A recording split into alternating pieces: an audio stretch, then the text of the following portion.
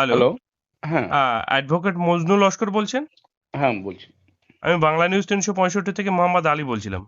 বলুন আলী সাহেব। দাদা, আজ সন্ধ্যা থেকে যে খবরটা আমাদের কাছে এসেছে, অ্যাডভোকেট পিয়ারুল ইসলাম, আইএসএফ এর হাড়োয়া বিধানসভার অবজারভার, হুম। তিনি নিখোঁজ হয়েছেন। এবং আমরা যে খবর পেয়েছি, শাসন থানায় তিনি একটা ডেপুটেশন জমা দিতে গেছিলেন, তারপর থেকেই তাকে পাওয়া যাচ্ছে না। কি বলবেন? এটা নিখোঁজ হয়েছে বলা যাবে না। একটা আইনজীবী যা সমাজের এবং দেশের সম্পদ, সে নিখোঁজ হতেই পারে না। এটা রটানো হচ্ছে। ওনাকে নিখোঁজ করাবার জন্য চেষ্টা করা হচ্ছে কিনা সেটা আমাদেরকে তদন্ত করে দেখতে হবে। এটা নিখোঁজ হয় না কোনো আইনজীবী। নিখোঁজ করার চেষ্টা করা হচ্ছে কিনা হাড়োয়া থানা থেকে, সেটা আমাদেরকে হাড়োয়া দেখতে হাড়োয়া হবে। নয়, আমাদের কাছে যে খবর শাসন আছে, থানা, শাসন শাসন থানা। থানা। আহ, হ্যাঁ, আমার আপনাদের কাছে কাছে যে কি খবর, আপডেট আছে? আমাদের কাছে আপডেট রয়েছে। আমাদের লিডার রাজ্যের, আপনাদের মাইতি সাহেবের কাছ থেকে আমি যেটা জানতে পারলাম, উনি শাসন থানার আইসি কে ফোন করেছিলেন। শাসন থানার আইসি বলেছিলেন যে পিয়ারুল সাহেব ওই পলিটিক্যাল কাজে তিনি থানাতে এসেছিলেন কিছু আইসির সাথে কথা বলতে। ডেপুটেশনের একটা ব্যাপার ছিল। হুম। তো সেই সময় নাকি তৃণমূলের বেশ কিছু দুষ্কৃতীরা তারা থানা ঘেরাও করেছিল। তো পিয়ারুল সাহেবের সেফটির জন্য ওনাকে নাকি থানা থেকে বার করে অন্যত্র পরিত্রাণ করেছে। মানে তো থানা এই থেকে ক্ষেত্রে, এসকর্ট করে নিয়ে যাওয়া হয়? হ্যাঁ হ্যাঁ, কিন্তু এই ক্ষেত্রে আমরা যেটা দেখতে পাচ্ছি যে কোনো মানুষ যদি থানাতে আসে ডেপুটেশন দিতে বা থানার আইসির সাথে কোনো পলিটিক্যাল কথা বলতে বা যে কোনো বিষয়ে কথা বলতে, তো সেই ক্ষেত্রে যদি বাইরে কোনো দুষ্কৃতীরা থাকে, তাহলে সেক্ষেত্রে উচিত হবে ওই থানার আইসি বা ওসির ওই দুষ্কৃতীদেরকে আইডেন্টিফাই করে তাদেরকে অ্যাটেম্প টু মার্ডার কেস দেওয়া এবং তাদেরকে অ্যারেস্ট করা ইমিডিয়েটলি। সেটা তো শাসন থানার ওসি এটা করলো না। এটা হচ্ছে সংবিধান বিরোধী, পুলিশের আইন বিরোধী এবং সভ্য সমাজে এটা নিকৃষ্টতম কাজ। এবং সেক্ষেত্রে তিনি কি করলেন, পিয়ারুল বাবুকে তিনি বলছেন স্কোয়াড করে বাইরে পরিত্রাণের ব্যবস্থা করেছেন। এটা আইন, মানে এটাকে বলা হয় আইন বিরোধী, নীতিগর্হিত কাজ, ভারতীয় সংবিধান বিরোধী। কারণ থানার আইসি বা উচিত উচিত ছিল সেই সময় যারা শাসন থানার বাইরে যারা জড়ো হচ্ছিল, যে সমস্ত দুষ্কৃতীগুলো, তাদেরকে নন বেলেবল ধারাতে সেকশন চার্জ করে তাদেরকে ইমিডিয়েটলি অ্যারেস্ট করা এবং জেলে ঢুকিয়ে দেওয়া।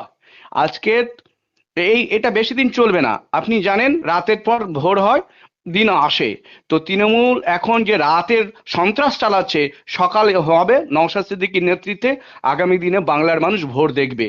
আর সামান্য সময়ের অপেক্ষা, 2026 ভোটটা আসতে দিন, বুঝতে পারবেন তৃণমূল আর সেই ছিন্নমূলে পরিণত হয়ে গেছে। তাদের আর কোনো জায়গায় নেই। 26-এ তারা জিরো হয়ে যাবে। সেই ভয়তে, আতঙ্কে সাধারণ মানুষ তো দূরের কথা, আইনজীবীদেরকে তারা ছাড়ছে না।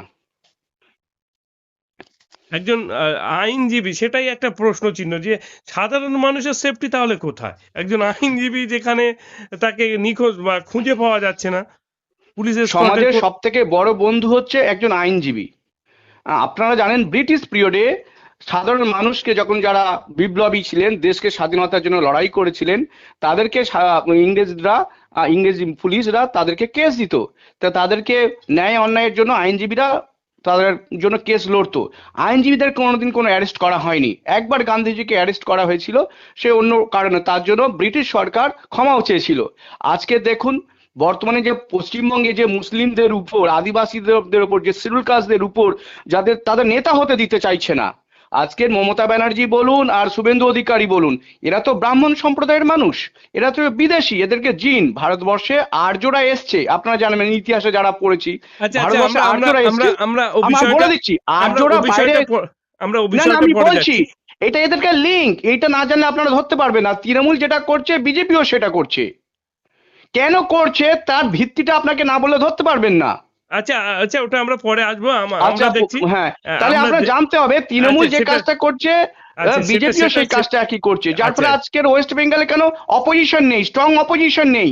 কারণ তৃণমূলের বিজেপি একই পার্টি, এরা একই জাতের লোকজন, 3.5% ব্রাহ্মণ সম্প্রদায়ের লোক এই দুটো দল চালাচ্ছে। তাহলে অপোজিশনও নেই। যার ফলে আজকের মুসলিম লিডার হতে দেবে না, আদিবাসীদের লিডার হতে দেবে না, শিডিউল ট্রাইবদের লিডার হতে দেবে না। এরা সবসময় নেতা হয়ে থাকবে। সেই জন্য মুসলিমদের ভালো ছেলে আসুক, আদিবাসীদের হোক, শিডিউল ট্রাইবদের ভালো ভালো ছেলেদের, যারা স্কলার, যারা আগামী দিনকে রাজ্য এবং দেশের নেতৃত্ব দিতে পারবে, তাই প্রথম থেকে তাদেরকে শেষ করে দেওয়ার এটা চক্রান্ত।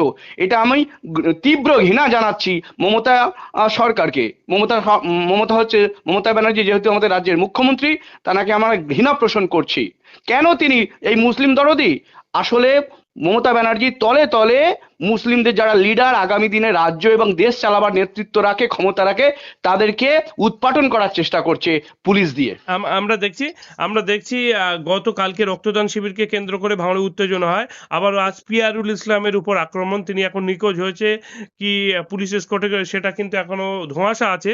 তো দিনের পর দিন এই যে আইএসএফ এর সামনে প্রতিষ্ঠাতা দিবস 21শে জানুয়ারি, এটা কি বানচাল করা, বিগত বছরের মতো বড় বানচাল করার পরিকল্পনা চলছে? দেখুন, এরা আইএসএফ কে ভয় পাচ্ছে কেন আপনাকে জানতে হবে। এই যে তৃণমূল এবং বিজেপি, এরা তো একই দল, একই জাতের লোক, 3.5% ব্রাহ্মণ, এরাই দুটো দল চালাচ্ছে, এদের অপোজিশন নেই। যার ফলে দুর্নীতি, পুলিশ যেখানে খুশি শিডিউল কাস্ট, মুসলিম, আদিবাসী সবার উপর অত্যাচার চালাচ্ছে। একটা মানুষ গণতান্ত্রিক দেশে রাজনৈতিক দল প্রতিষ্ঠা করলে আস্তে আস্তে তাদের সামাজিক সুরক্ষা, রাজনৈতিক সুরক্ষা, অর্থনৈতিক সুরক্ষা গুলো পায়। তাই আইএসএফ পিছিয়ে পড়া একটা দল করেছে আদিবাসীদের নিয়ে, মুসলিমদের নিয়ে, শিডিউল কাস্টদের নিয়ে, পিছিয়ে পড়া ব্যাকওয়ার্ড ক্লাস, 85% আমাদের পশ্চিমবঙ্গের ব্যাকওয়ার্ড ক্লাস, তাদের নিয়ে একটা দল করছে, তাদের অধিকারের কথা বলছে, তাদের অধিকার দেবে না, দলদাস করে রাখবে, তাদেরকে মানে দাসে পরিণত করার চেষ্টা করছে। সেই জন্য সেই জায়গা থেকে আইএসএফ একটা রেভলিউশন, বিপ্লব আনছে পশ্চিমবঙ্গ, এবং আগামী দিনে ভারতেও এই বিপ্লবটা ছড়াবে। সেই বিপ্লবটা দেখে আজকের তৃণমূলেরা ভয় পেয়ে যাচ্ছে, যার ফলে তারা বিভিন্ন জায়গায় আইএসএফ এরা সমাজসেবাও তাদের করতে দিচ্ছে না। একটা ব্লাড ডোনেশন ক্যাম্প, যেখানে আজকের আমরা জানি ভারতবর্ষে হিন্দু, মুসলিম, শিখ, খ্রিস্টান সমস্ত মানুষের রক্তের দরকার। আজকের বলুন তো পশ্চিমবঙ্গে যত রাজনৈতিক দল আছে, ব্লাড ডোনেশন ক্যাম্প সব থেকে বেশি কোন দলের লোকেরা করেছে? নাম্বার অফ পিপল মানে বেশি কোন ক্যাম্পে অ্যাটেন্ড করেছে? তৃণমূলের একটা ব্লাড ব্যাংকে ব্লাড ডোনেশন ক্যাম্প হয়, সেখানে কত মানুষ রক্ত দেয় আমি আচ্ছা আচ্ছা, দেখেছি, আমরা 200, আমরা সে 250, 300। আমরা সে প্রসঙ্গে আসছি না। আগামীকালের মধ্যে যদি পিয়ারুল ইসলামকে যদি আপনাদের মাঝে না ফিরে আসে, আপনারা কি পদক্ষেপ নেবেন? লাস্ট শর্ট বৃহত্তর টাইম। আন্দোলন ইতিমধ্যে আপনারা শুরু হয়েছে দেখেছেন, বিভিন্ন থানাতে আমাদের আইএসএফ এর লোকজনরা জড়ো হয়ে গেছে। আপনি খোঁজ নিয়ে দেখুন, আগামী দিনে সকালবেলা মানে সকালটা হতে দিন, দেখবেন প্রতিটা থানায়, পশ্চিমবঙ্গের প্রতিটা থানাতে কেমন আইএসএফ এর লোকরা গিয়ে গণতান্ত্রিক পদ্ধতিতে পিয়ারুল ইসলাম সাহেব কোথায় আছে তার যদি না খুঁজে বার করতে পারে পুলিশ, তার জন্য দীর্ঘ সংগ্রাম চালাবে। ওকে, আপনার নাম, ডেজিগনেশন? হ্যাঁ, আমি আইএসএফ এর ইন্ডিয়ান সেকুলার ফ্রন্টের এমপি ক্যান্ডিডেট ছিলাম, ডায়মন্ড হারবার কেন্দ্রের। ধন্যবাদ আপনাকে।